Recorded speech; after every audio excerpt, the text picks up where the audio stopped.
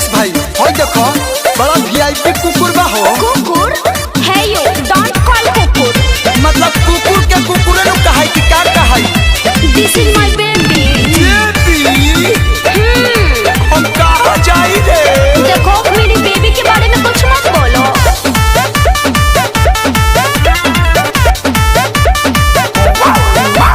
माने लू भतार खानी बाबू बाबू कहेलू आ कुकुर के लेके या कबारी सटल रहेलू। शट अप, ज्यादा मत बोलो।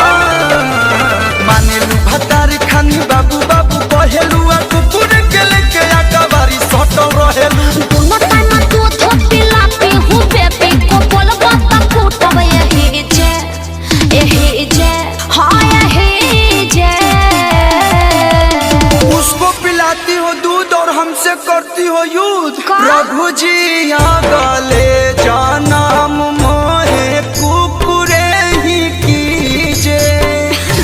प्रभु जी आ गले जन्म मोहे कुकुरे ही कीजे। साफ बेवकूफ हो क्या?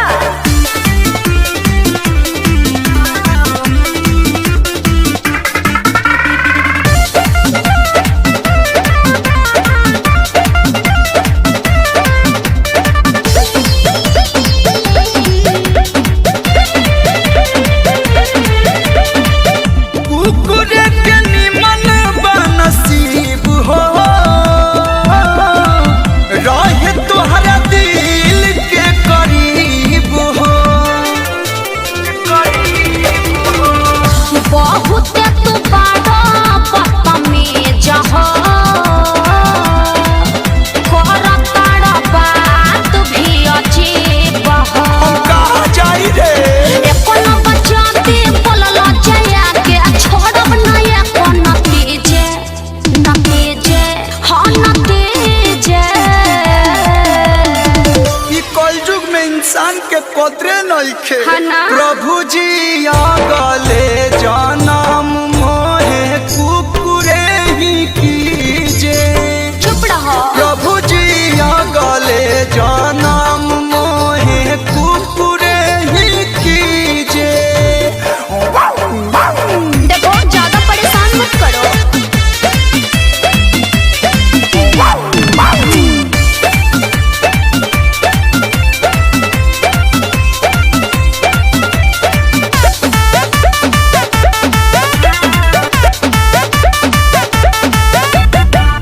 चिपकल रहो तब बदहन से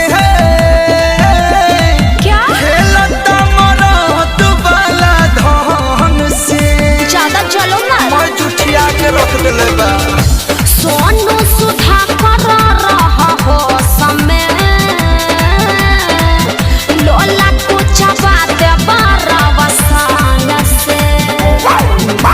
चुप नहीं रहबा कलू से कहबा देही पर बचा दी है डीजे हाँ हाँ डीजे।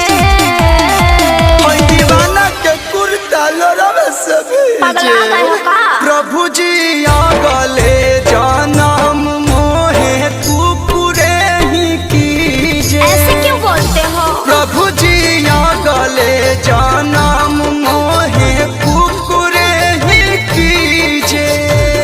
ए सोना हमरो के पाटा पहिरा के घर ले चलो। अजीब हो तुम भी बक।